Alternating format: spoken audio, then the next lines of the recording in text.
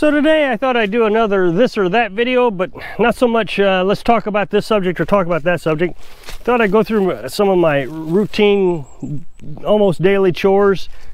Some of them are every other day, some of them are every other day in the winter, and every day during the summer.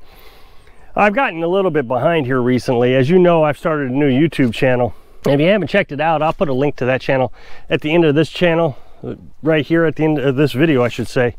There'll be a box that pops up. If you'll click that, I'd appreciate it. Go check it out. If you like the channel, subscribe to it. But I've been kind of busy with it, trying to get that to grow and to keep this channel growing at the same time. Things should smooth out shortly. I don't expect to have to be behind all the time. But right now it's noon and I'm starting to come out to do my chores. I like to have my chores pretty much wrapped up by this time. So I'm a couple hours late. No big deal. We'll get to it. But one of the things that I have been doing is, well, I guess I need to give you a little bit of backstory. I've talked about this before. I had some firewood that I was convinced was dry. I got it from a lady who had it on a driveway, a gravel driveway, but it was her yard actually. It was sitting there for 2 years and I was convinced it was sitting there for 2 years. I had no reason to doubt otherwise. It looked like it should have been dried. It split easy. And when I brought it home, it was 23%. And I thought, well, surely that'll dry out to 20% or less once I get it off the ground and stacked up a little bit. So I put it on the porch. Well, it's still 23%. It didn't dry at all. It's just, there's a little bit of rot on it. You might be able to see. And so that rot acts like a sponge. So I took it off the porch and I'm using my regular firewood. I don't know if it makes a difference if I call it regular firewood or whatever. I'm using the firewood that I wanted to use last. It doesn't matter. It's just an OCD thing. That's all it is. It's just firewood over here. That's what it is. It's not what I wanted to put in the stove. So what I've been doing though is I've been splitting everything up real small. And when I say small, man, I wish I could find a piece that would demonstrate what I'm talking about. Oh, here's a piece. So you can see I've split this one. I would want something in my stove either this size or maybe even another split, because that stove heats up so well in our little tiny house. There's a piece. That's a perfect piece right there. So this piece is what I would want to use in the stove, because the house heats up so well with just 2 logs. I mean, well, maybe 1 log.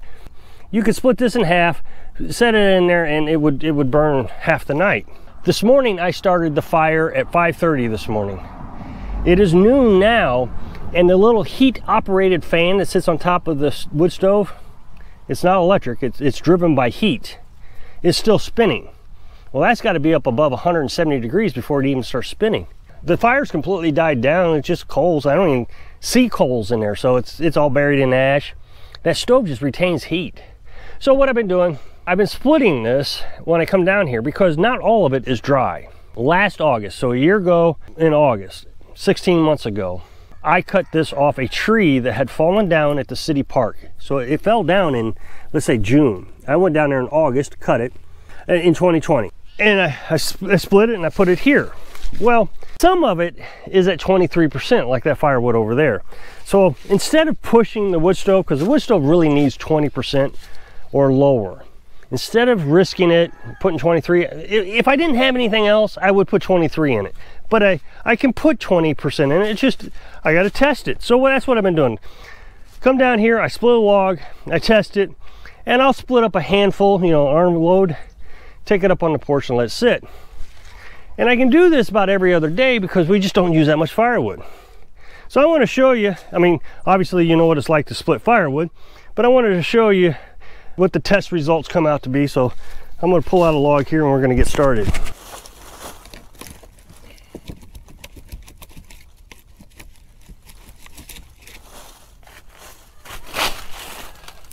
Now I have noticed that the logs in the center are drier than the logs on top and bottom. Obviously the logs on top are probably collecting more moisture, the tarps are holding in more moisture, and then the logs at the bottom are getting wet from the ground, even though I got them on beams, I got them on metal beams. but that water splashes up onto the logs when it rains and gets them wet.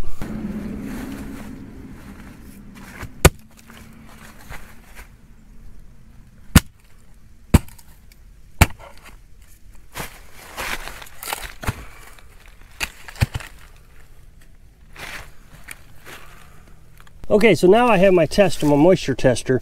Turn it on, I'll put it on level. There's like 5 different calibrations, A through, I don't know, F or something. And it's got a list of instructions on what logs go with what calibration. Well, oak is calibration A. So you might be able to see that's 23%. So I'm gonna try another log instead of using this one.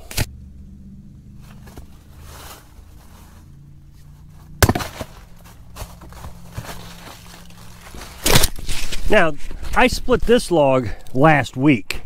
So my guess is this might be close to 20% because when you split it, it dries out faster. Less volume to have to dry out. So this might be dry even though last week it wasn't. But I was wrong. No, it's still 23%. Bummer. Okay, so you might be able to see just under 20% was at 19.9%. So it's just a matter of a couple percentage points, but there's no reason to risk it. Now, something to keep in mind when you're checking your moisture is wood that has not been split. That one has not been split. That's full bark. Bark is wrapped all the way around it. Bark helps retain water inside the log. So pieces that are split, like this one, even though this one is much larger than this one is going to be drier. And I immediately ran into that just now. I was looking at the non-split pieces and they were 20, some of them were 23%. This one was right at 20. But then I grabbed one that had no bark on it. I split it, checked it, it was right at 20%. So that's something to keep in mind when you're setting up your firewood process, is to make sure that you split as much as you can. See, I learned all this after I got this pile stacked. If I'd have realized that splitting it would have made that big of a difference, I would have split it last year, but I'll just let it sit another year. It'll be fine. And by next year, it'll be completely dry. So yesterday I was supposed to fill the water tank here, my IBC tank, but I got busy trimming up those trees down there. In yesterday's video, I trimmed up those trees. So I skipped it, so I bet this is really low today. Yeah, it's going to need about 150 gallons of water. So that's about right. About 50 gallons a day is what we've been using pretty consistently. So I've got my hose that I hook up to the well inside here. And that way it doesn't freeze. Fortunately, it's not going to get below freezing all week this week, so I can leave it out like I did during the summer. It's a lot easier if I leave it out, obviously, because I don't have to hook up the hose every time. But I can just simply turn on the water every day. It's easier to fill, it just seems to me, every day when I don't have to get the hose out. But during the winter, when the hose has to get put away, you know, that adds another 20 minutes to my day getting this hose put away. So I know I'm making excuses, right? Just do the work.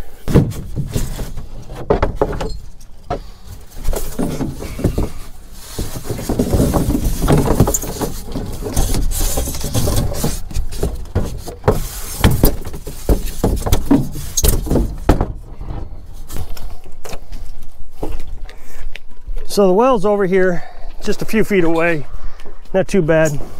Now, I've said in the past that this pipe here doesn't freeze. What it is this pipe drains back down into the well. I got a hole drilled into the black pipe about 30 feet down. So as long as I leave this open, this open, the water will suck back down into the pipe. So there's no water in this hose right now. It does take a little bit longer to fill that hose. It takes a good 30 seconds before water will come out because it's got to travel all the way up the pipe. Then I'll go start the generator and we can get water going.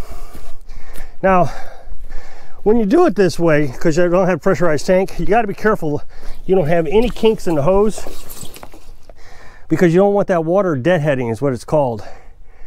That means that it's the pump's turning, but no water's coming out of it. The water's deadheading into something like a kink. Now, fortunately, I never have a deadhead because I got a hole drilled in that pipe down there. So water's always spraying out. I get a little water out. It could burn out because I don't know if it's enough water getting out, but at least it gives me some time to react to a problem. So I'll start the generator.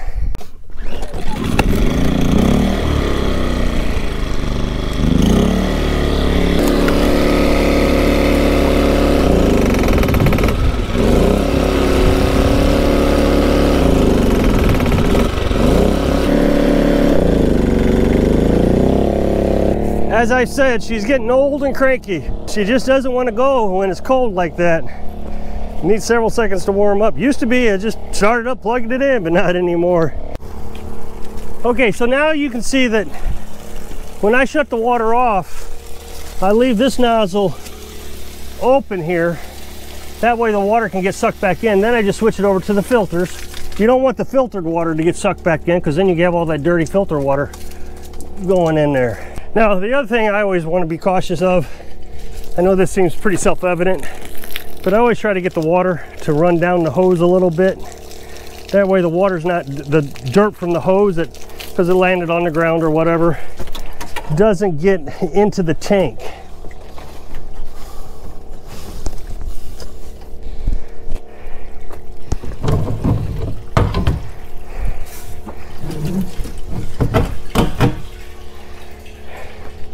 And so now I'm going to put bleach in it, and you need to look up on FDA's website or Google how much bleach to put into your water.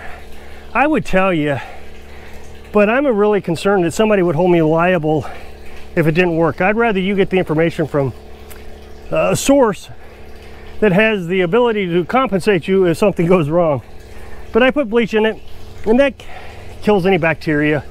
Now, bleach will evaporate. You can boil it, or it just evaporates on its own. Of course, I Berkey all the water that we drink, but the bleach keeps it from getting slime in the water. It just keeps it fresh and clean. I hope I can inspire you to have that sense of freedom that's undescribable, so you can live your dream. Thanks for watching.